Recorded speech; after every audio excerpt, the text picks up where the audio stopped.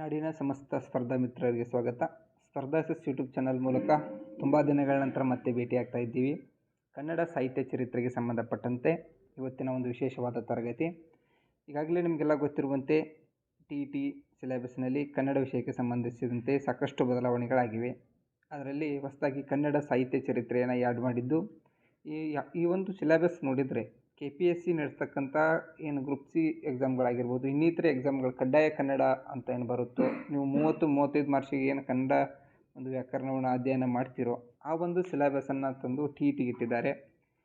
ಇದರಲ್ಲಿ ಭಾಷೆ ಹುಟ್ಟು ಬೆಳವಣಿಗೆ ಆಗಿರ್ಬೋದು, ಭಾಷಾ ಅಧ್ಯಯನ ಆಗಿರ್ಬೋದು, ಕನ್ನಡ ಸಾಹಿತ್ಯ ಚರಿತ್ರೆ, ಸಂಪೂರ್ಣ ಕನ್ನಡ ಸಾಹಿತ್ಯ ಚರಿತ್ರೆ ಆಗಿರ್ಬೋದು, ಆಮೇಲೆ ವಿಶೇಷವಾಗಿ ಕನ್ನಡ ವ್ಯಾಕರಣ, ನೀವು ಅಕ್ಷರ ಅಂದರೆ ವರ್ಣಮಾಲೆಯಿಂದ ಹಿಡಿದು ಸಂಪೂರ್ಣ ಷಟ್ಪದಿ ರಗಳೆವರೆಗೂ ಅಲ್ಲಿವರೆಗೂ ಕೂಡ ಸಂಪೂರ್ಣವಾದ ಕನ್ನಡ ಸಾಹಿತ್ಯ ಚರಿತ್ರೆ, ವ್ಯಾಕರಣ ಮತ್ತು ಹುಟ್ಟು ಮತ್ತು ಬೆಳವಣಿಗೆ ಎಲ್ಲವನ್ನೂ ಕೂಡ ಈ ಒಂದು ಕನ್ನಡ ಟಿ ಸಿಲೆಬಸ್ ಹೊಂದಿದೆ.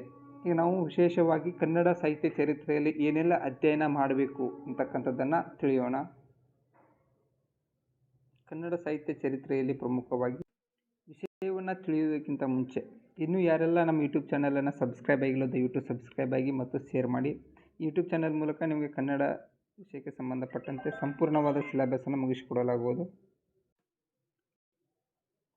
ಕನ್ನಡ ಸಾಹಿತ್ಯದ ಅಧ್ಯಯನಕ್ಕಿಂತ ಮೊದಲು ಕನ್ನಡ ಸಾಹಿತ್ಯಕ್ಕೆ ಸಂಬಂಧಪಟ್ಟಂತೆ ಯಾವೆಲ್ಲ ಪುಸ್ತಕಗಳನ್ನು ನಾವು ಓದಬೇಕು, ಅತಿ ಹೆಚ್ಚು ಮಾಹಿತಿ ದೊರೆಯುವಂಥ ಪುಸ್ತಕಗಳು ಸಾಹಿತ್ಯವನ್ನು ತೆಗೆದುಕೊಂಡಾಗ C.C. ನಿಂಗಣ್ಣ ಆಗಿರ್ಬೋದು, ರಾಜಪ್ಪ ದಳವಾಯಿ ಆಗಿರ್ಬೋದು, ತಸು ಶಾಮರಾಯ ಆಗಿರ್ಬೋದು ಮತ್ತು ರಂಸಿ ಮುಗುಳಿ ಅಂತಕ್ಕಂಥ ಈ ಪುಸ್ತಕಗಳನ್ನು ಕನ್ನಡ ಸಾಹಿತ್ಯಕ್ಕೆ ಉಪಯೋಗ ಮಾಡಿಕೊಂಡ್ರೆ ಒಳ್ಳೆಯದಾಗುತ್ತೆ. ಇನ್ನು ವ್ಯಾಕರಣ ನೋಡಿದಾಗ ವ್ಯಾಕರಣ ಅಧ್ಯಯನಕ್ಕೆ ಒಂದು ಹೆಚ್ಚು ಉಪಯುಕ್ತ ಪುಸ್ತಕಗಳೆಂದರೆ ಕನ್ನಡ ವ್ಯಾಕರಣ ದರ್ಪಣ ಆಗಿರ್ಬೋದು, ಕನ್ನಡ ವ್ಯಾಕರಣ ಗೋಪಾಲಕೃಷ್ಣ ಉಡುಪಿ ಅವರು ಬರೆದಂಥ ಕನ್ನಡ ವ್ಯಾಕರಣ ಪುಸ್ತಕ ಆಗಿರ್ಬೋದು, ಆ ಗ್ರಂಥ ಕೂಡ ತುಂಬ ಒಳ್ಳೆಯದಿದೆ.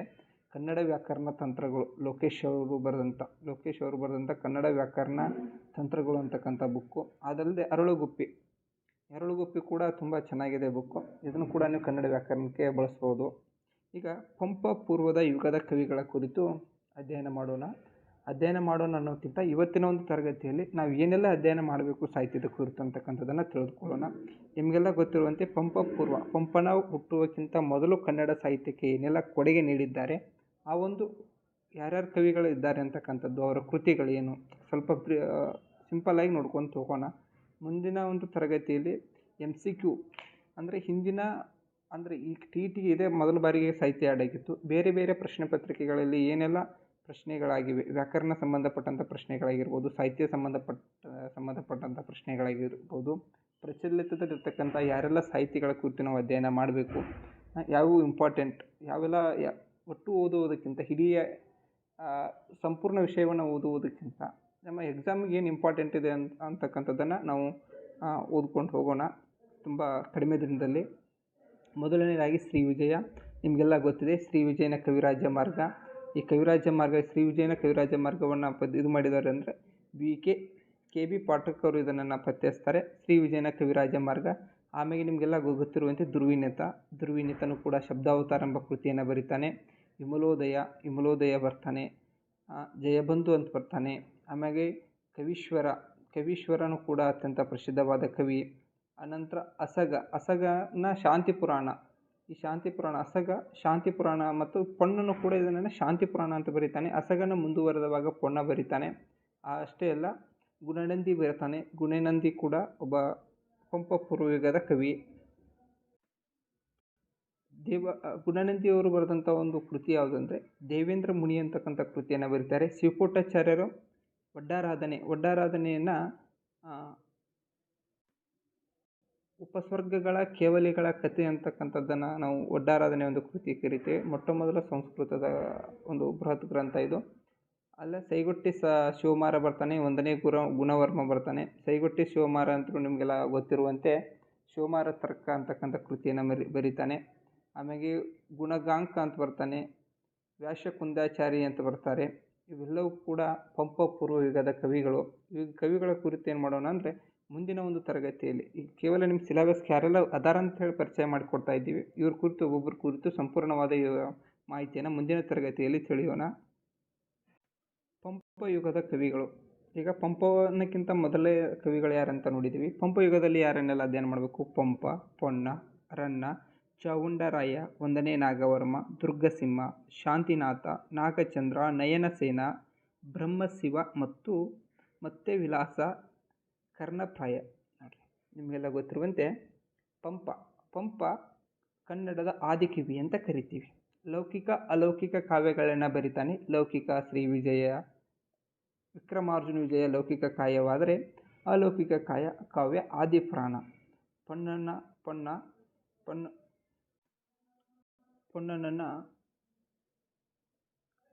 ಕುರುಳುಗವಳ್ ಸವಣ್ ಅಂತ ಪೊನ್ನನನ್ನು ಕರೀತಾರೆ. ರನ್ನನ ಗದಾಯುದ್ಧ ನಿಮಗೆಲ್ಲ ಗೊತ್ತಿರುವಂತೆ. ಚಾವುಂಡರಾಯ 4ನೇ ರಾಜಮಲ್ಲನ ಆಸ್ಥಾನದ ಕವಿಯಾಗಿರ್ತಾನೆ. ತ್ರಿಷಷ್ಟಿ ಲಕ್ಷಣ ಎಂಬ ಕೃತಿಯನ್ನು ಬರೀತಾನೆ. 1ನೇ ನಾಗವರ್ಮ ಚಂದೋಬೂದಿ, ಆಮೇಲೆ ದುರ್ಗಸಿಂಹ ಪಂಚತಂತ್ರ, ಶಾಂತಿನಾಥ, ನಾಗಚಂದ್ರನನ್ನು ಅಭಿನವ ಪಂಪ ಅಂತ ಕರೀತಾರೆ. ನಯನಸೇನನ ಧರ್ಮಾಮೃತ ಆಗಿರ್ಬೋದು, ಬ್ರಹ್ಮಶಿವ ಆಗಿರ್ಬೋದು, ಮತ್ತವಿಲಾಸ ಆಗಿರ್ಬೋದು, ಕರ್ಣಪ್ರಾಯ ಆಗಿರ್ಬೋದು. ನಿಮ್ಗೆ ಗೊತ್ತಿರಲಿ, ಒಂದು ಕಡೆ ನೋಟ್ ಮಾಡಿಟ್ಕೊಳ್ಳಿ. ಕನ್ನಡದ ಮೊದಲ ಜೈನ ಪುರಾಣ ಯಾವುದಂದರೆ ನಯಸೇನನ ಧರ್ಮಾಮೃತ. ಕನ್ನಡದ ಮೊದಲ ಜೈನ ಪುರಾಣ ನಯಸೇನನ ಧರ್ಮಾಮೃತ. ಕನ್ನಡದ ಮೊದಲ ಜೈನ ರಾಮಾಯಣ ಯಾವುದಂದರೆ ನಾಗಚಂದ್ರನ ರಾಮಚಂದ್ರ ಚರಿತ ಪುರಾಣ. ನೋಡಿರಿ, ಕನ್ನಡದ ಮೊದಲ ಜೈನ ರಾಮಾಯಣ ಇದು ನಾಗಚಂದ್ರನ ರಾಮಚಂದ್ರ ಚರಿತ ಪುರಾಣ. ರಾಮಾಯಣ ರಾಮಚಂದ್ರ ಚರಿತ ಪುರಾಣ ಬರೆದವರು ನಾಗಚಂದ್ರ. ಇದನ್ನು ಪಂಪ ರಾಮಾಯಣ ಕೂಡ ಅಂತ ಕರೀತಾರೆ. ಆದರೆ ಜೈನದ ಮೊದಲ ಪುರಾಣ ಬೇರೆ. ಪುರಾಣ ಯಾವುದು? ನಯಸೇನನು ಬರೆದಂಥ ಧರ್ಮಾಮೃತ. ರಾಮಾಯಣ ಯಾವುದು? ಜೈನ ರಾಮಾಯಣ ಯಾವುದು? ನಾಗಚಂದ್ರನು ಬರೆದ ರಾಮಚಂದ್ರ ಚರಿತ ಪುರಾಣ. ನೆನಪಿರಲಿ. ಕನ್ನಡದ 2ನೇ ಜೈನ ರಾಮಾಯಣ ಯಾವುದು ಅಂತ ಕರೀತಾರೆ? ಕಾಮದೆಯನು ಬರೆದಂಥ ಕಾಮದೆಯ ರಾಮಾಯಣ ಅಂತಕ್ಕಂಥದ್ದು ಜೈನರ 2ನೇ ರಾಮಾಯಣ, ಕಾಮದೆಯ ರಾಮಾಯಣ. ಇನ್ನು ರತ್ನತ್ರಯರು ಅಂತ ಬರ್ತಾರೆ ಕನ್ನಡ ಸಾಹಿತ್ಯದಲ್ಲಿ. ನಿಮಗೆಲ್ಲ ಗೊತ್ತಿರುವಂತೆ ರತ್ನತ್ರಯರು ಪಂಪ, ಪೊನ್ನ, ರನ್ನ. ಕವಿ ಚಕ್ರವರ್ತಿಗಳು ಯಾರ್ಯಾರು? ಪೊನ್ನ, ರನ್ನ, ಜನ್ನ. ರತ್ನತ್ರಯರಂದರೆ ಇದು ಈಗ ಕವಿ ಚಕ್ರವರ್ತಿಗಳಂತ ಕರೆದ್ರು.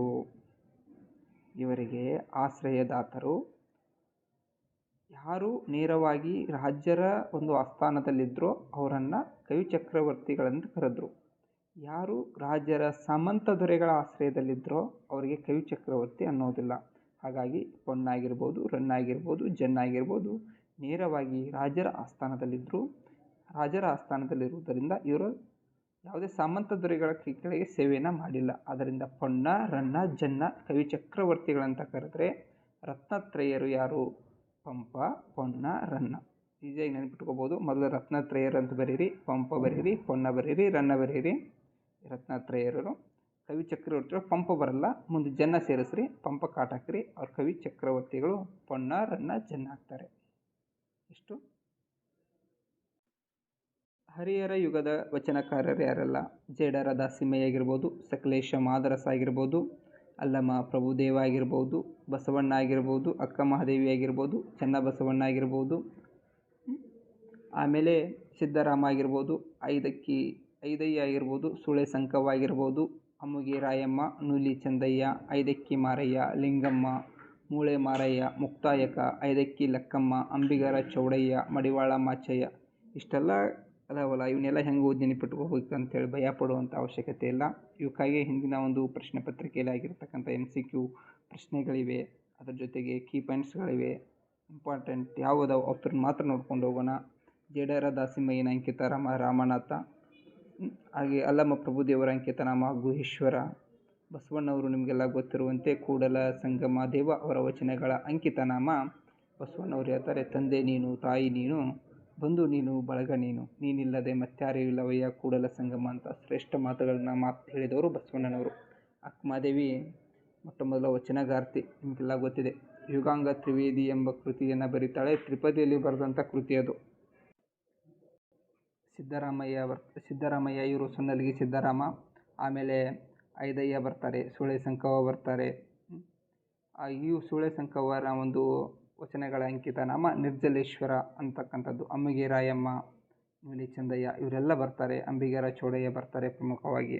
ಇವರೆಲ್ಲ ಕೂಡ ನಾವು ಹರಿಹರ ಯುಗದ ವಚನಕಾರರು ಅಥವಾ ವಚನ ಸಾಹಿತಿಗಳು ಅಂತ ನಾವು ಇವರನ್ನು ಕರಿತೀವಿ. ಕನ್ನಡ ಸಾಹಿತ್ಯದಲ್ಲಿ ಪ್ರಮುಖವಾಗಿ ಇವರನ್ನು ಕೂಡ ನಾವು ಅಧ್ಯಯನ ಮಾಡಲೇಬೇಕು.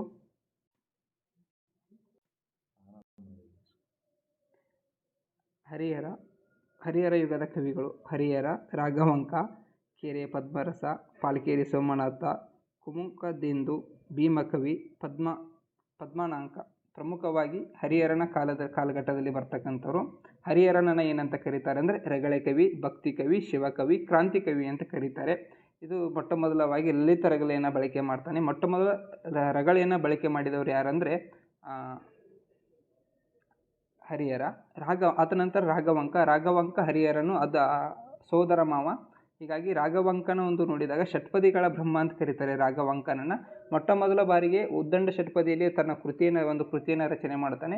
ವೀರೇಶ್ವರ ಚರಿತ್ರೆ ಅಂತ ಕೃತಿಯನ್ನು ರಚನೆ ಮಾಡ್ತಾನೆ. ಇದನ್ನು ಹಿಂದೆ ತುಂಬ ಪ್ರಶ್ನೆ ಆಗಿದೆ ಈ ಒಂದು ಕೃತಿ ಮೇಲೆ. ಉದ್ದಂಡ ಷಟ್ಪದಿಯಲ್ಲಿ ರಚನೆಯಾದಂಥ ಕಾವ್ಯ ಯಾವುದು ಅಂತ ಕರೀತಾರೆ ವೀರೇಶ್ವರ ಚರಿತ್ರೆ ಅಂತ ಒಂದು ಕಡೆ ನೋಟ್ ಮಾಡಿ ಇಟ್ಕೊಳ್ಳಿ. ಆಮೇಲೆ ಕೆರೆ ಪದ್ಮರಸ ಆಗಿರ್ಬೋದು. ಅಷ್ಟೇ ಅಲ್ಲ, ಭೀಮಕವಿಯ ಬಸವ ಪುರಾಣ ಅತ್ಯಂತ ಪ್ರಮುಖವಾಗಿದೆ. ರಾಘವಾಂಕನ ಕೃತಿಗಳು ಇನ್ನು ನೋಡ್ಬೋದು. ಹರಿಶ್ಚಂದ್ರ ಕಾವ್ಯ, ಸಿದ್ದರಾಮ ಚರಿತ್ರೆ, ಇಂತಹ ಹಲವಾರು ಕೃತಿಗಳನ್ನು ರಾಘವಾಂಕ ಬರೀತಾನೆ. ಇದರ ಕುರಿತು ಸಂಪೂರ್ಣವಾಗಿ ತಿಳಿದುಕೊಳ್ಳೋಣ ಇನ್ನೂ ನೆಕ್ಸ್ಟ್ ತರಗತಿಯಲ್ಲಿ. ಕನ್ನಡದಲ್ಲಿ ಮೊದಲು ಭಾಮಿನಿ ಷಟ್ಪದಿಯನ್ನು ರಚಿತಗೊಂಡಿರ್ತಕ್ಕಂಥ ಕೃತಿ ಯಾವುದಂದರೆ ಭೀಮಕವಿಯ ಬಸವ ಪುರಾಣ. ಭೀಮಕವಿಯ ಬಸವ ಪುರಾಣ ಏನು ಒಂದು ಭಾಮಿನಿ ಷಟ್ಪದಿ ಅಂದರೆ ಏನು, ಅವೆಲ್ಲ ಷಟ್ಪದಿಗಳನ್ನು ಅಧ್ಯಯನ ಮಾಡುವಂಥ ಸಂದರ್ಭದಲ್ಲಿ ಮಾಡೋಣ. ಆನಂತರ ಅದು ಒಂದು ಬಸವ ಪುರಾಣದ ಆಕಾರ ಗ್ರಂಥ ಯಾವುದಂದರೆ ಪಾಲ್ಕೇರಿ ಸೋಮನಾಥ. ನೀವೆಲ್ಲ ಸಂದರ್ಭ ಮತ್ತು ಸಂದರ್ಭ ಸ್ವಾರಸ್ಯ 3 ಅಂಕಕ್ಕೆ ಬರೆಯುವಂಥ ಸಂದರ್ಭದಲ್ಲಿ ಬರೆದಿರ್ತೀರಿ. ಯಾವುದೋ ಒಂದು ಪಾಠವನ್ನು ಯಾವೊಂದು ಆಕಾರ ಗ್ರಂಥದಿಂದ ಆಯ್ಕೆ ಮಾಡಿಕೊಂಡಿದ್ದಾನೆ. ಹಾಗೆ ಭೀಮಕವಿಯು ಬಸವ ಪುರಾಣ ಎಂಬ ಒಂದು ಕೃತಿಯನ್ನು ಬರೀಬೇಕಾದರೆ ಅದರ ಆಕಾರ ಗ್ರಂಥ ಯಾವುದಾಗಿತ್ತಂದರೆ ಪಾಲ್ಕೇರಿ ಸೋಮನಾಥನ್ನು ಬರೆದಂಥ ಬಸವ ಪುರಾಣ ಅಂತಕ್ಕಂಥ ಕೃತಿಯನ್ನು, ಈತ ತೆಲುಗಲ್ಲಿರ್ತಕ್ಕಂಥ ಕೃತಿಯನ್ನು ತಾನು ಆಯ್ಕೆ ಮಾಡಿಕೊಂಡು ಅದರ ಆಧಾರವಾಗಿಟ್ಟುಕೊಂಡು ಬಸವ ಪುರಾಣ ಅಂತಕ್ಕಂಥ ಕೃತಿಯನ್ನು ಬರೀತಾನೆ. ಇನ್ನು ಚಂಪು ಕವಿಗಳು. ಚಂಪು ಅಂದರೆ ನಿಮಗೆಲ್ಲ ಗೊತ್ತಿರುವಂತೆ ಪದ್ಯ ಮತ್ತು ಗದ್ಯಗಳ ಮಿಶ್ರಿತ ಭಾಗ. ಈ ಚಂಪು ಕಾವ್ಯ ಏನೇನು ಒಳಗೊಂಡಿರ್ತದೆ ಅಂದರೆ ಪದ್ಯಗಳನ್ನು ಒಳಗೊಂಡಿರುತ್ತೆ, ಗದ್ಯಗಳನ್ನು ಒಳಗೊಂಡಿರ್ತದೆ. ಈ ಚಂಪು ಕಾವ್ಯವು ಪದ್ಯ ಮತ್ತು ಗದ್ಯಗಳ ಮಿಶ್ರಿತ. ಇದೇ ಥರ ಪ್ರಶ್ನೆಯಾಗಿದೆ. ಚಂಪು ಕಾವ್ಯವು ಒಂದು 4 ಆಪ್ಷನ್ಸ್ ಕೊಡ್ತಾನೆ. ಅಲ್ಲಿ ಪದ್ಯ ಮತ್ತು ಗದ್ಯಗಳ ಮಿಶ್ರಿತ ಅಂತ ಒಂದು ಆಪ್ಷನ್ಸ್ ಇಟ್ಟಿರ್ತಾನೆ. ಅದನ್ನು ನೀವು ಟಿಕ್ ಮಾಡಲೇಬೇಕು. ಆಮೇಲೆ ಇಲ್ಲಿ ಬರ್ತಕ್ಕಂಥ ಕವಿಗಳು ಯಾರ್ಯಾರು ಮುಖ್ಯವಾಗಿ ನೇಮಿಚಂದ್ರ, ರುದ್ರಭಟ್ಟ, ಭೂಪಣ್ಣ ಪಂಡಿತ, ಅಗ್ಗಳ, ಅಚ್ಚನ್ನ, ಕವಿಕಾಮ, ಬಂಧುವರ್ಮ, ದೇವಕವಿ, ಪಾರ್ಶ್ವ ಪಂಡಿತ, ಜನ್ನ. ನೋಡಿ ಜನ್ನ ಎಲ್ಲಿ ಬರ್ತಾನೆ, ನಾವು ಅಲ್ಲಿ ಓದುವ ರನ್ನ, ಪೊನ್ನ, ಪಂಪ ಓದಿದ್ದೀವಿ. ಚಂಪು ಒಂದು ಕವಿಗಳಲ್ಲಿ ಯಾರು ಬರ್ತಾರೆ ಅಂದರೆ ಜನ್ನ ಬರ್ತಾನೆ. ಆಮೇಲೆ ಸೋಮರಾಜ ಬರ್ತಾನೆ, ಮಂಗರಾಜ ಅಂತ ಬರ್ತಾರೆ. 2ನೇ ನಾಗವರ್ಮ, ಕಮಲಭವ, ಅಂಡಯ್ಯ, ಮಲ್ಲಿಕಾರ್ಜುನ, ಕೇಶಿರಾಜ. ನೋಡ್ರಿ ಕೇಶಿರಾಜ ಬರ್ತಾನೆ. ಆಮೇಲೆ ಮಹಾಬಲ, ನರಹರಿ ತೀರ್ಥ, ಚೌಂಡರಸ, ನಾಗರಾಜ, ಬಾಹುಬಲಿ ಪಂಡಿತ, ಮಧುರ ಕವಿ. ಕುಮಾರವ್ಯಾಸ ಯುಗದ ಕವಿಗಳು. ಎಷ್ಟರದಾರಿ ಕವಿಗಳಂತ ಇದು ಮಾಡೋಕ್ಕೆ ಹೋಗ್ಬೇಡ್ರಿ. ಕನ್ನಡ ಸಾಹಿತ್ಯ ಸ್ವಲ್ಪ ಇಲ್ಲ, ತುಂಬ ಆಳವಾದ ಸಾಹಿತ್ಯ ಇದೆ. ಸುಮಾರು 4-5 ಸಾವಿರ ಇತಿಹಾಸಗಳನ್ನು ಹೊಂದಿರತಕ್ಕಂಥ ಕನ್ನಡ ಸಾಹಿತ್ಯ ಇದು. ಈ ಒಂದು ಕುಮಾರವ್ಯಾಸ, ಪ್ರಮುಖವಾಗಿ ಕುಮಾರವ್ಯಾಸ ಬರ್ತಾನೆ, ಕುಮಾರ ವಾಲ್ಮೀಕಿ ಬರ್ತಾರೆ, ತಿಮ್ಮಣ್ಣ ಕವಿ. ಇಲ್ಲಿ ಕೊಟ್ಟಿದ್ದೀವಿ. ಇವೆಲ್ಲಗಳ ಕವಿಗಳನ್ನು ನೋಟ್ಸ್ ಮಾಡ್ಕೊಳ್ಳಿ. ಇದನ್ನು ವಿಡಿಯೋವನ್ನು ಸ್ಟಾಪ್ ಮಾಡಿಕೊಂಡು ಎಲ್ಲ ಕವಿಗಳನ್ನ ಒಂದು ಕಡೆ ಲಿಸ್ಟ್ ಮಾಡಿ ಇಟ್ಕೊಳ್ಳಿ. ಯಾಕಂದರೆ ಒಬ್ಬೊಬ್ಬರ ಕವಿಗಳನ್ನ ಹೆಸರುಗಳು ಹೇಳ್ಕೊತಾ ಹೋದರೆ ಇಲ್ಲೇ ಟೈಮ್ ಆಗುತ್ತೆ. ಮುಂದಿನ ಒಂದು ತರಗತಿಯಲ್ಲಿ ಏನಾಗ್ತದೆ ಅಂದರೆ ಒಬ್ಬೊಬ್ಬರ ಕುರಿತು ಸಂಪೂರ್ಣವಾದ ಮಾಹಿತಿಯನ್ನು ನಿಮ್ಗೆ ಕೊಡುವಂಥ ಪ್ರಯತ್ನ ಮಾಡ್ತೀವಿ. ಅದರ ಜೊತೆಗೆ MCQ ಇರ್ತವೆ. ವಿಶೇಷವಾಗಿ MCQವನ್ನು ಕೊಡ್ತೀವಿ. ಅಷ್ಟು ಓದ್ಕೊಂಡ್ಬಿಟ್ರೆ ನಿಮಗೆ ಸಾಹಿತ್ಯದ ಕುರಿತು ಸಾಕು. ಕುಮಾರವ್ಯಾಸ ಯುಗದ ದಾಸ ಸಾಹಿತ್ಯನ ನೋಡಿದಾಗ ನಿಮಗೆಲ್ಲ ಗೊತ್ತಿದೆ. ನರಹರಿ ತೀರ್ಥರು, ಶ್ರೀಪಾದ ವ್ಯಾಸರಾಯರಾಗಿರ್ಬೋದು, ಶ್ರೀರಂಗವಿಠಲ ಅಂತ ನರಹರಿ ತೀರ್ಥರು ಹೇಳ್ತಾರೆ. ವ್ಯಾಸರಾಯರು ಶ್ರೀಕೃಷ್ಣ, ವಾದಿರಾಜರು ಹಯವದನ ಅಂತಕ್ಕಂಥ ಕೃತಿಯನ್ನು ಬರೀತಾರೆ. ಪುರಂದರದಾಸರನ್ನು ಕನ್ನಡ ಸಾಹಿತ್ಯದ ಪಿತಾಮಹ ಅಂತ ಕರೀತಾರೆ. ಆಮೇಲೆ ಪುರಂದರ ವಿಠಲ ಅಂತಕ್ಕಂಥ ಕೃತಿಯನ್ನು ಬರೀತಾರೆ. ಕನಕದಾಸನ ಕಾಗಿನೆಲೆ ಆದಿಕೇಶವ ಅಂತಕ್ಕಂಥ ಕೃತಿ ಒಂದು ಅಂಕಿತನಾಮ. ವೈಕುಂಠದಾಸರಾಗಿರ್ಬೋದು, ರಾಘವೇಂದ್ರ ತೀರ್ಥರಾಗಿರ್ಬೋದು, ಪ್ರಸನ್ನ ವೆಂಕಟದಾಸರಾಗಿರ್ಬೋದು, ವಿಜಯದಾಸ, ಗೋಪಾಲದಾಸ, ಜಗನ್ನಾಥದಾಸ, ಇವರೆಲ್ಲ ಪ್ರಮುಖವಾಗಿ ದಾಸ ಸಾಹಿತ್ಯದಲ್ಲಿ ಬರ್ತಾರೆ. ಇವರು ಕೂಡ ಅಷ್ಟೇ ಪ್ರಮುಖವಾದಂಥದ್ದು ಕುಮಾರವ್ಯಾಸ ಯುಗದ ಮೈಸೂರು ಅರಸರ ಕಾಲದ ಕವಿಗಳು. ಮೈಸೂರು ಅರಸರ ಕಾಲದಲ್ಲಿ ಪ್ರಮುಖವಾಗಿ ತಿರುಮಲಾರ್ಯ, ಆಮೇಲೆ ಚಿಕ್ಕೋಪಾಧ್ಯಾಯ, ಸಿಂಗಾರಾರ್ಯ, ಹೊನ್ನಮ್ಮ, ಸಂಚಿ ಹೊನ್ನಮ್ಮನ, ಹರಿಬದಯ ಧರ್ಮ, ಸಿಂಗಾರಮ್ಮ, ಮುಮ್ಮಡಿ ಕೃಷ್ಣರಾಜ ಒಡೆಯರಾಗಿರ್ಬೋದು, ಅವರು ಸ್ವತಃ ಕವಿಗಳಾಗಿರ್ತಾರೆ. ಕೆಂಪನಾರಾಯಣ ಹಾಗೂ ಅಳಿಯ ಲಿಂಗರಾಜ. ಸಿಂಗಾರರಾಯರು ಮಿತ್ರವಿಂದ ಗೋವಿಂದ ಅಂತಕ್ಕಂಥ ಕೃತಿಯನ್ನು ಬರೀತಾರೆ. ಕನ್ನಡದ ಮೊಟ್ಟ ಮೊದಲ ನಾಟಕ ಅದು. ಆಮೇಲೆ ಇನ್ನು ಜೈನ ಕವಿಗಳು ಭಾಸ್ಕರ, ಲಕ್ಷಣಾಥ್ ಕೀರ್ತಿ, ರತ್ನಾಕರ ವರ್ಣಿಯ, ಭರತೇಶ ವೈಭವ ಅಂತಕ್ಕಂಥ ಕೃತಿಯನ್ನು ಬರೀತಾರೆ. ಸಾಂಗತ್ಯದ ಕವಿ ರತ್ನಾಕರ ವರ್ಣಿಯನ್ನು ಸಾಂಗತ್ಯ ಕವಿ ಅಂತ ಕರೀತಾರೆ. ವಿಜಯ, ಶಿಶುಮಾಯನ್ನ, ಆಮೇಲೆ ಇನ್ನು ಉಳಿದಂಥ ಎಲ್ಲ ಕವಿಗಳು ಇಲ್ಲಿ ನೋಡಿರಿ, ಭಟ್ಟ ಕಳಂಕ ಇದ್ದಾರೆ. ಶಬ್ದಾನುಶಾಸನ ಅಂತಕ್ಕಂಥ ಕೃತಿಯನ್ನು ಬರೀತಾರೆ. ಹೀಗೆ ಇಂಪಾರ್ಟೆಂಟ್ ಇದರಲ್ಲಿ ಎಲ್ಲ ನೋಡುವಂತಕ್ಕಿಂತ ಇಂಪಾರ್ಟೆಂಟ್ ನೋಡ್ಕೊಂಡು ಹೋಗೋಣ. ಜೈನ ಯುಗದ ಕವಿಗಳು, ಇದನ್ನು ಕೂಡ ಒಂದು ಕಡೆ ನೋಟ್ ಮಾಡಿ ಇಟ್ಕೊಳ್ಳಿ. ಒಂದು ಕಡೆ ನೋಟ್ ಮಾಡ್ಕೊಳ್ಳಿ, ಇದು ಇಂಪಾರ್ಟೆಂಟ್. ಷಟ್ಪದಿಗಳ ಬ್ರಹ್ಮ ರಾಘವಾಂಕ, ಇಲ್ಲಿ ಬರೆದು ಹೇಳೋಕ್ಕಾಗ್ತಾ ಇಲ್ಲ ನನಗೆ, ಅದಕ್ಕಾಗಿ ನಾನು ಹೇಳ್ತಾ ಇದ್ದೀನಿ, ನೋಟ್ ಮಾಡ್ಕೊಳ್ಳಿ. ಷಟ್ಪದಿಗಳ ಬ್ರಹ್ಮ ರಾಘವಾಂಕ, ತ್ರಿಪದಿಗಳ ಚಕ್ರವರ್ತಿ ಅಂತ ಸರ್ವಜ್ಞನ ಕರೀತಾರೆ. ರಗಳೆಯ ಕವಿ ಹರಿಹರ, ಸಾಂಗತ್ಯ ಕವಿ ರತ್ನಾಕರ ವರ್ಣಿಯ. ಸಾಂಗತ್ಯ ಕವಿ ರತ್ನಾಕರ ವರ್ಣಿಯ, ರಗಳೆಯ ಕವಿ ಹರಿಹರ, ತ್ರಿಪದಿಗಳ ಚಕ್ರವರ್ತಿ ಸರ್ವಜ್ಞ, ಷಟ್ಪದಿಯ ಬ್ರಹ್ಮ ರಾಘವಾಂಕ. ಕುಮಾರವ್ಯಾಸ ಅಂದರೆ ವೀರಶೈವ ಸಾಹಿತ್ಯ ಅಂತ ಬರುತ್ತೆ. ವೀರಶೈವ ಸಾಹಿತ್ಯದಲ್ಲಿ ಯಾರೆಲ್ಲ ಕವಿಗಳು ಬರ್ತಾರೆ ಅಂದರೆ ದೇಪರಾಜ, ಲಕ್ಕಣ್ಣ ದಂಡೇಶ ಆಗಿರ್ಬೋದು, ಚಾಮರಸ ಆಗಿರ್ಬೋದು, ಗುರುಬಸವ ಆಗಿರ್ಬೋದು, ನಿಜಗುಣ ಶಿವಯೋಗಿಗಳದ್ದು ವಿವೇಕ ಚಿಂತಾಮಣಿ ಅಂತಕ್ಕಂಥ ಕೃತಿ ಬರುತ್ತೆ. ನಂಜುಂಡ ಕವಿ, ಕನ್ನಡದ ಮೊಟ್ಟ ಮೊದಲ ವೀರ ಐತಿಹಾಸಿಕ ಕಾವ್ಯ ಇವರು ನಂಜುಂಡ ಕವಿಯವರು ಬರೀತಾರೆ. ಆಮೇಲೆ ಚೇರಮಾಂಕ, ವೀರಭದ್ರ ಕವಿ, ಷಡಕ್ಷರಿ ದೇವ, ಬಸಪ್ಪ ಶಾಸ್ತ್ರಿ ಇವರೆಲ್ಲ ಪ್ರಮುಖವಾಗಿ ಬರ್ತಾರೆ. ಕನ್ನಡದ ಕಾಳಿದಾಸ ಅಂತ ಯಾರನ್ನು ಕರೀತಾರೆ ಅಂದರೆ ಎಸ್ ವಿ ಪರಮೇಶ್ವರ ಭಟ್ಟ ಅವರನ್ನು ಕನ್ನಡದ ಕಾಳಿದಾಸ, ನೋಡಿ ಕನ್ಫ್ಯೂಸ್ ಮಾಡ್ಕೋಬೇಡಿ. ಕನ್ನಡದ ಕಾಳಿದಾಸ ಎಸ್ ವಿ ಪರಮೇಶ್ವರ ಭಟ್ಟ, ಕನ್ನಡದ ಅಭಿನವ ಕಾಳಿದಾಸ. ಈ ಅಭಿನವ ಕಾಳಿದಾಸ ಯಾರಂದರೆ ಬಸಪ್ಪ ಶಾಸ್ತ್ರಿ ಅವರನ್ನು ಅಭಿನವ ಕಾಳಿದಾಸ ಅಂತ ಕರೀತಾರೆ. ಇಷ್ಟು ನೆನಪಿರಲಿ. ಇನ್ನು ಆಧುನಿಕ ಯುಗ, ಕಾದಂಬರಿಗಳು, ಸಣ್ಣ ಕಥೆಗಳು, ಕನ್ನಡದ ವಿಮರ್ಶೆಗಳು, ನಾಟಕಗಳು, ಸಾಹಿತಿಗಳು, ಕನ್ನಡದಲ್ಲಿ ಆಧುನಿಕ ಕಾವ್ಯ, ಇವರೆಲ್ಲ ಕವಿಗಳು ಇಲ್ಲಿ ಬರ್ತಾರೆ. ವಿಶೇಷವಾಗಿ ಮುದ್ದಣ್ಣ ಬರ್ತಾನೆ. ಇಷ್ಟು ಒಂದು ಐತಿ ಸಾಹಿತ್ಯದ ಹಿನ್ನೆಲೆ. ಇನ್ನು ಮುಂದೆ ಇನ್ನು ನವೋದಯ ಸಾಹಿತ್ಯ ಅಂತ ಬರ್ತದೆ, ಬಂಡಾಯ ಸಾಹಿತ್ಯ ಅಂತ ಬರ್ತದೆ. ಅಲ್ಲಿ ಅನೇಕ ಕವಿಗಳು ಬರ್ತಾರೆ. ಮಹಿಳಾ ಸಾಹಿತ್ಯ ಅಂತ ಬರ್ತದೆ.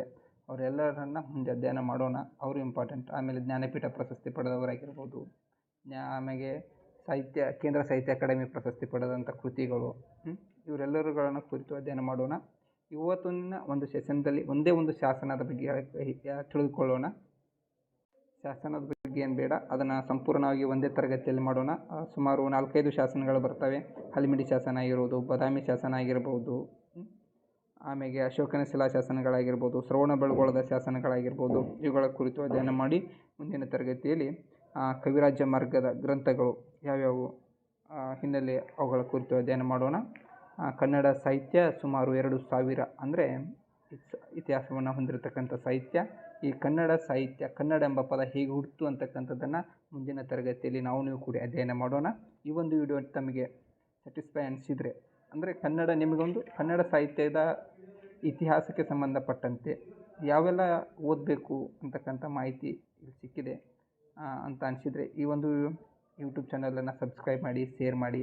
ಇನ್ನೂ ಹೆಚ್ಚಿನ ಮಾಹಿತಿಯನ್ನು, ಹೆಚ್ಚಿನ ಒಂದು ವಿಷಯವನ್ನು ತಮಗೆ ತಿಳಿಪಡಿಸುವಂಥ ಪ್ರಾಮಾಣಿಕ ಪ್ರಯತ್ನ ಮತ್ತು ಸೇವೆಯನ್ನು ಸ್ಪರ್ಧಾ SS ಯೂಟ್ಯೂಬ್ ಚಾನಲ್ ನಿರಂತರವಾಗಿ ಮಾಡುತ್ತದೆ ಅಂತಕ್ಕಂಥದ್ದನ್ನು ತಿಳಿಸ್ತಾ, ಎಲ್ಲರಿಗೂ ಕೂಡ ಧನ್ಯವಾದಗಳು. ಶುಭ ದಿನ.